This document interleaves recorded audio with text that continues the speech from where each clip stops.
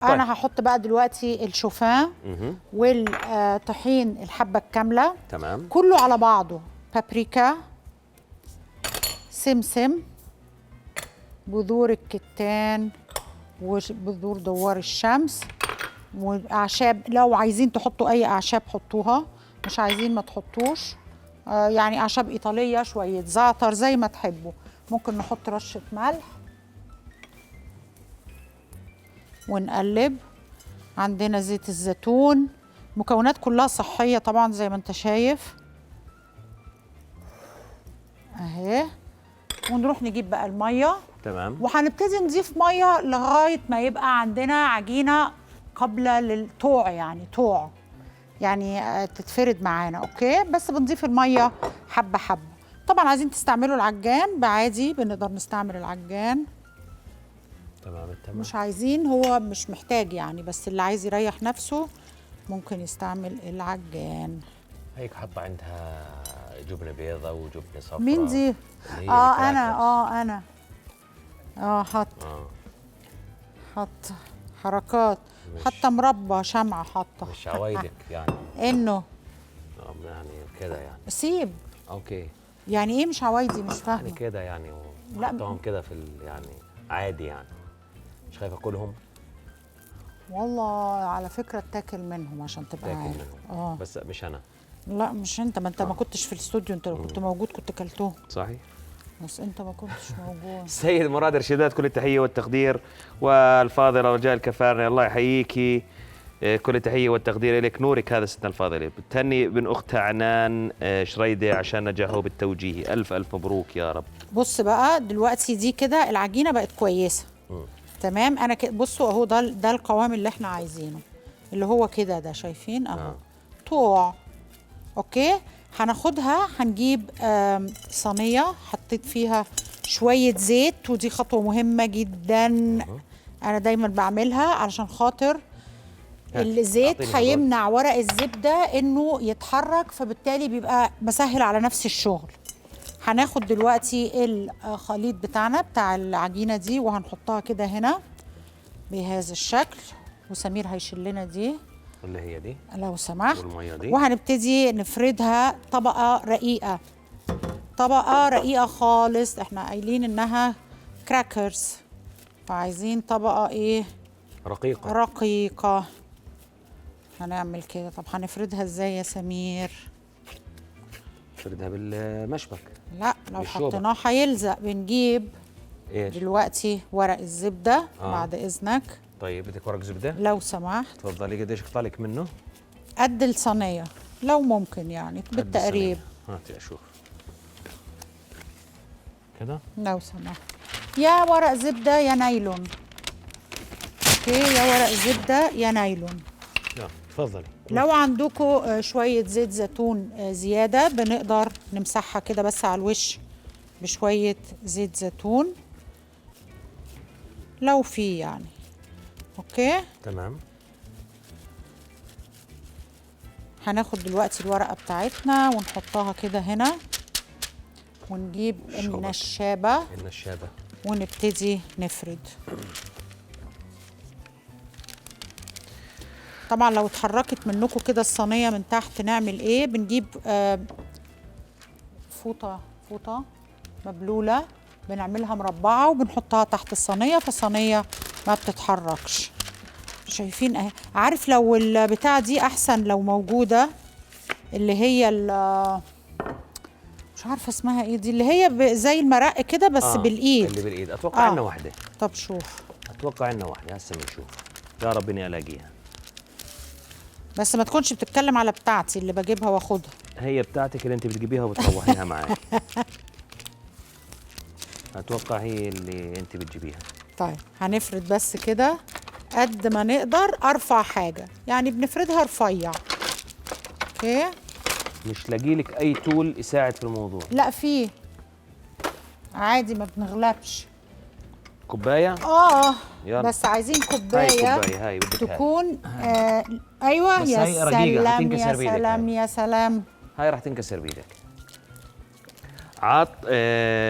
عاطفه الصباغ بدها تحكي بدنا لو نشوفك بس هيك لو ثاني بدون نظارات. يلا هسه بعد شوي بس يجي علي المخرج رح اورجيك انا.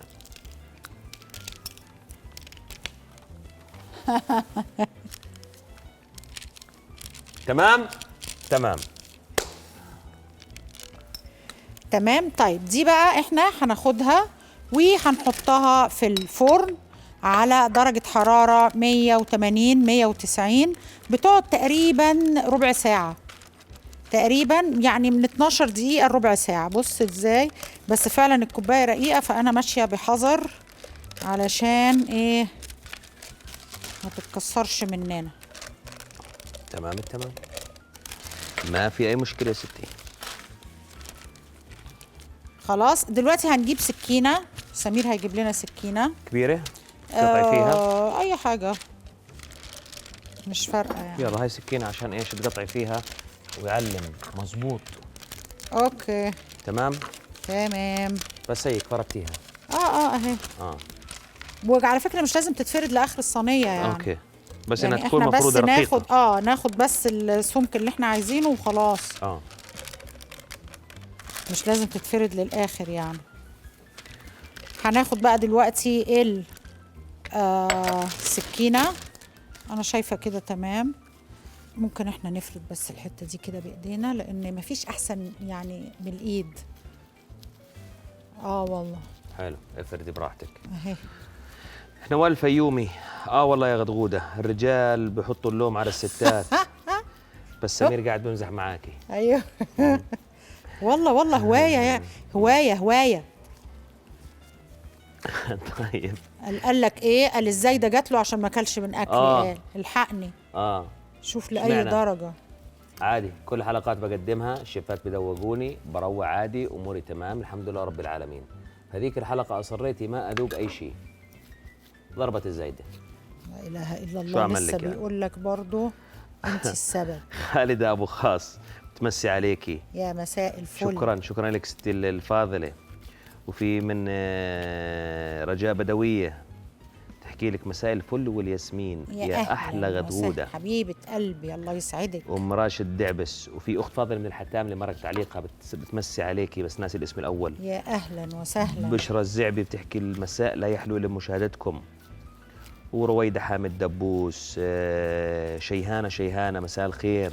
ام راشد دعبس يا سلام عليكم، احلى ثنائي اللي وجوده لحاله بيعمل جو حلو. شوف غادة بابداعها وذوقها، وانت يا سمير بحضورك وحضرتك شكرا لك. الله يسعدك يا رب حبيبتي. تحكي انه البرنامج بيصير له طعم اخر. شكرا لك حبيبة قلبي. شكرا هي مكمل التعليق بس عشان انه طلع. طيب بص بقى دلوقتي يا ابو سمرة السكرة، شوف هنقطعها بقى زي ما انت عايز تعملها ستيكس بصير. انت نسيت النضارة. نسيت اني اقلع النضارة. ماشي يعني صرت هويتي بالنظارة. لسه يعني كنت بقول لك انا كانوا جايبين مذيع ثاني صح؟ بس هيك خلص رجعنا لسابق عهدنا. ماشي. هنقطعها بقى زي ما انتوا عايزين. تمام. مربعات، ستيكس طوال زي ما تحبوا. دعاء فايز ابو قرشين تحكي يسعد مساكم. مساء الفل. لمة الأصدقاء هي البهار الحقيقي الذي يعطي طعم لكل أوقاتنا الحلوة. طبعا والله يا حبيبتي مع الوقت يعني مع الوقت بقى بتكتشف إن لمة الأصحاب دي يعني مش رفاهية، دي احتياج. صح. حاجة ده غذاء لروحك ولنفسيتك. صح. يعني مش أنا خارجة أتفسح وأنا خارجة أضيع، لا أنت ما بتضيعش وقت طبعا. بس طبعا الأصحاب طبعا أصحاب القدام، أصحاب اللي بيعرفوك منيح، بتفهموك من غير ما تتكلم. أنا الحمد لله عندي من هؤلاء الأصدقاء الحمد لله. وأنا أنا عندي صحبة من حضانة. وعندي بقى صحباتي القريبين قوي كمان من عرفتهم وأنا في أولى إعدادي. وعندي هنا في الأردن برضو 5 يمكن أو 6. ما شاء الله. كنت في الحضانة؟ أنا دخلت حضانة زمان زي بقية الأطفال بستان عشان أنا كنت طفلة في يوم من الأيام زي ما أنت كنت طفل أنت راخر. كنت تلبسي مريول وهيك وتروحي على الحضانة؟ لا كنت بلبس فستان فرح وبروح أنا وكلهم لابسين مريول وأنا الوحيدة اللي لابسة. إيه السؤال ده؟ مريول فاهمة. وتاخدي لانشي بوكس ايوه كنا بناخد والمطرة سندوتشات طبعا. ها ما كانش فيه يمكن مطارات، حلو. ما كانوش اخترعوا المطارات لسه يا سمير. كنت كان في مياه معدنيه تشتريها من السوبر ماركت؟ ما كانش حتى في ميه معدنيه يمكن. عارف. كان فيه، ما انا عارف. ما كنا بنشرب من الحنفيه. انا كنت فاكر الكتاب زي ابو عمر. بصوا كتاب، وماله الكتاب، روعه. ماله الكتاب. بصوا يا حبايبي، الراجل ده النهارده عايز تتشد ودانه، عايزه تتشد ودانه. بصوا اهي كده بقى. كانت في دي الحضانه دي ماشي. روعه روعه. ايه الكراكرز دي؟ شو هالجمال؟ ايش هذا؟ روعه. انت اتولدت، يعني انت اتولدت على البرنامج، لا ما عدتش على مراحل تعليم ودخلتش حضانه. دخلت بستان وتمهيدي. طب انت تدخل وانا ما ودخلت ادخلش ليه؟ مش لا عارف. مش فاهمه. على دوري كم موجوده؟ قال لا اذا طه حسين درس مش هدرس يعني من ايام مش عايزني انا ادرس. هناخدها نحطها في الفرن او نحطه في الفرن ونخلص منه.